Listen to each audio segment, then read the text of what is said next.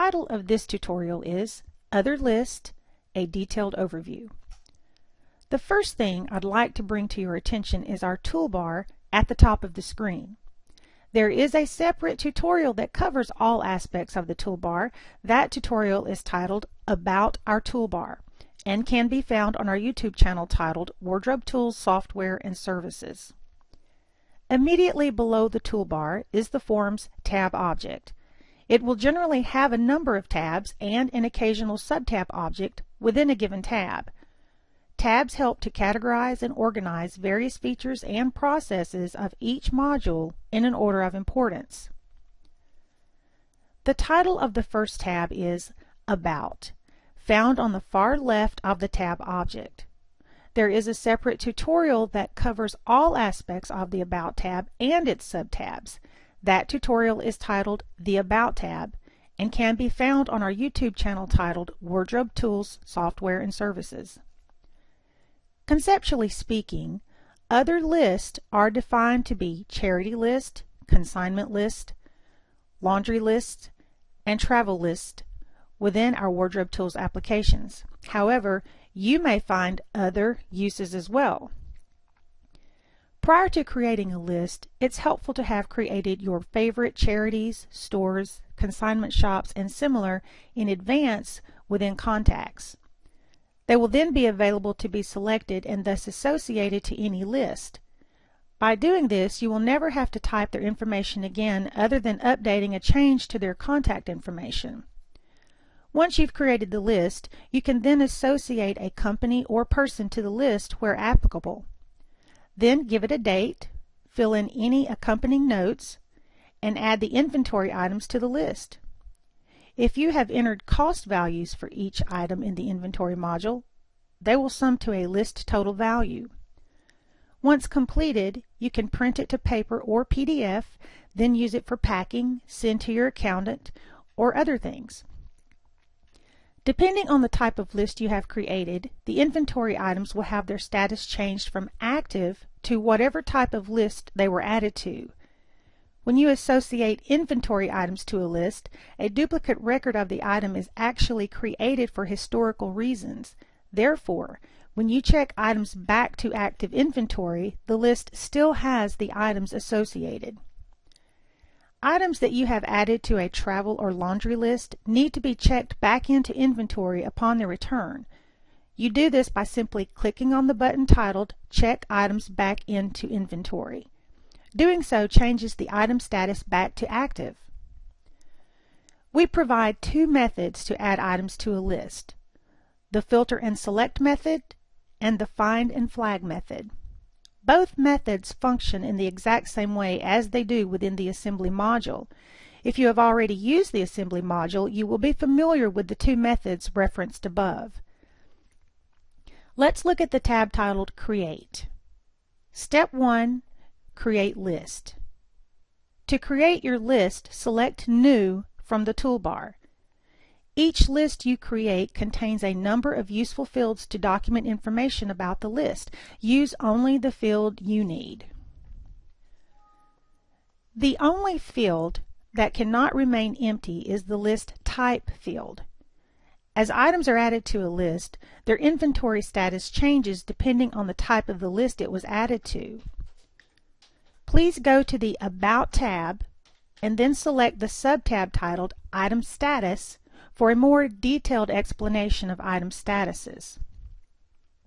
Step 2. Add inventory items to the list. As mentioned prior, we have provided two methods to add items to a list: the Filter and Select method or the Find and Flag method.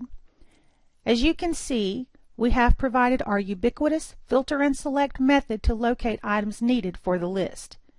When using this method, you add an item one at a time. Once you have located the item, click the large green plus button adjacent to the item's description. Notice that directly below the large green plus button is a white button with a blue arrow. Clicking on this button will open a screen that provides greater detail about the item as well as a much larger item photograph. Let's look at the right quadrant of the Create tab. It's the display portal for the items added to the list.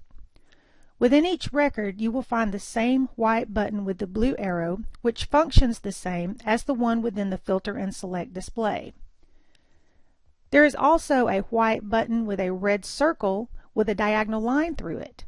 Clicking this button removes the item from the list while properly checking the item back into active inventory. Repeat the above processes until you have completed your list. If you wish to print your list to paper or PDF, click on the tab titled Print Center and select from the available choices. If you intend to add large amounts of items to your list, proceed to the tab Use Find and Flag Method to add items and follow the subsequent steps. Next is the tab titled Detail. This tab is for viewing or editing the list detail or the list items. The next tab is titled More Detail. I'm sure that by now you've discovered that we provide the More Detail tab for spillover fields and functions that are not used or needed as frequently as those on the Detail tab. Due to the wide range of professions using our applications, we cannot always predict and thus accommodate each user's preference when it comes to what is displayed and where. We do, however, listen to our users and will always accommodate the majority consensus.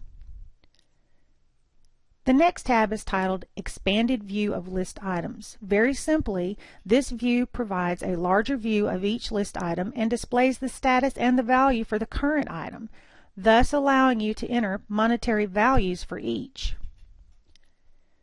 The next tab is titled Charitable Value. Here, you will find a list of charitable values that we imported from Salvation Army and Goodwill List available on the Internet. Though rare, these values do change over time. We are offering them as is, and we take no responsibility as to how you use them for tax purposes. We do know that we transferred the values correctly at the time of this import. We have categorized each so you can easily find values relevant to the item type categorization of the items you are donating. Please note, you can add to, edit, and update this list of charitable values as you see fit. The next tab is titled Use Find and Flag Method to Add Items tab. With this method, you will use the search form in the Item Inventory module to search for items. The results of your search criteria are displayed in a list format. You can then flag the items needed for your list. Search on as many items as needed until your list is complete. This method is intended to be used with all lists other than wish list. To add items using the Find and Flag method, do the following. Step 1. Create your list and fill in the descriptor fields as needed while on the Detail tab.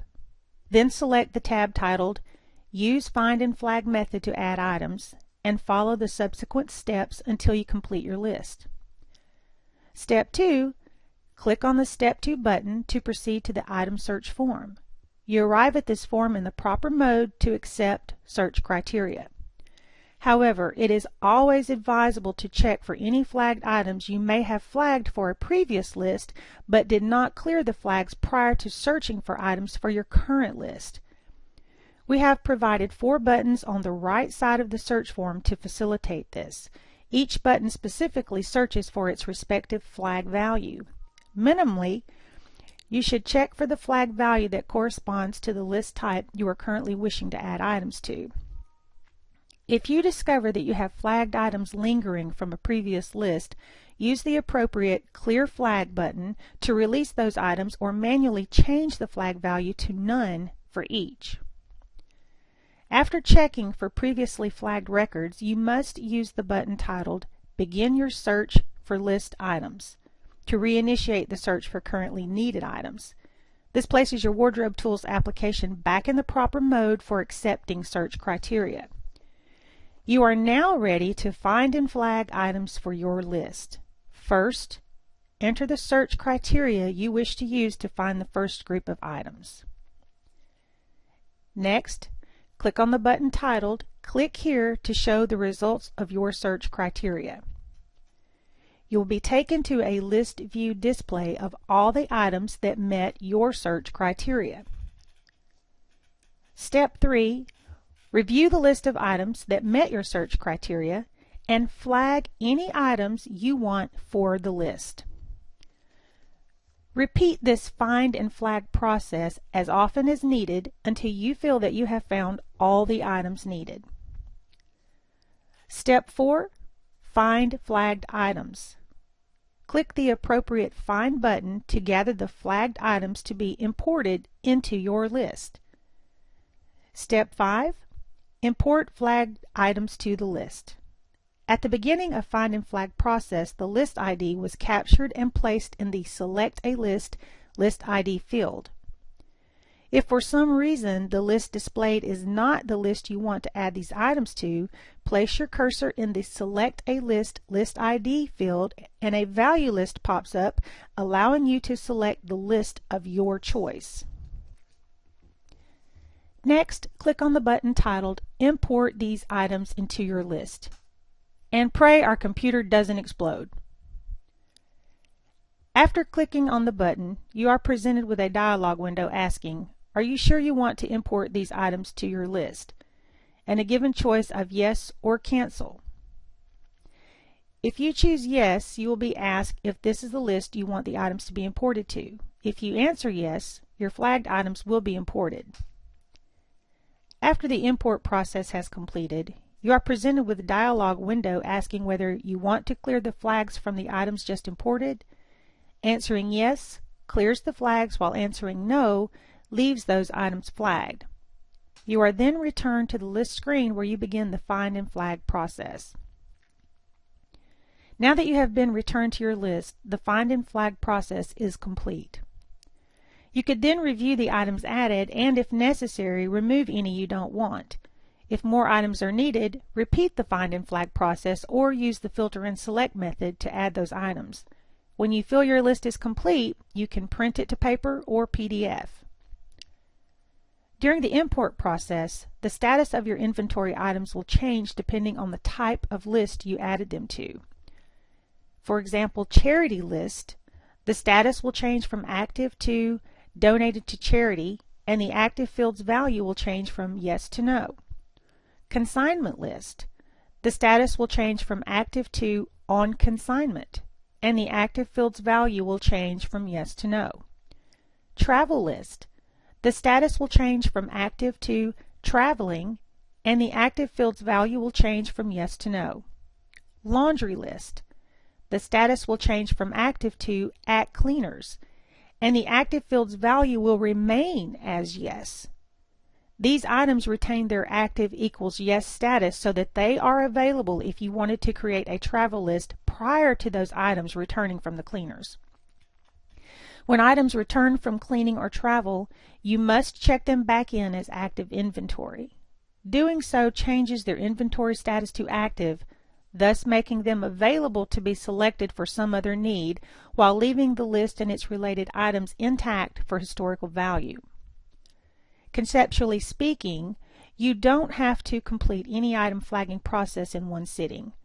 You could take a month to do this if needed. What is important to understand is that if you have existing flagged items for the list in question, you should not use the Find and Flag method to add items to another list of the same type.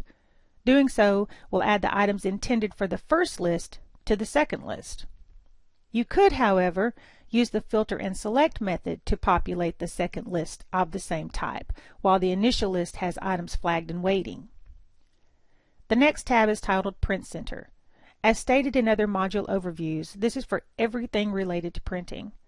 The last tab is titled Help. Here you will find the same subtab object with the same subtabs we have demonstrated in other tutorials. This concludes this tutorial. We hope that you found it informative.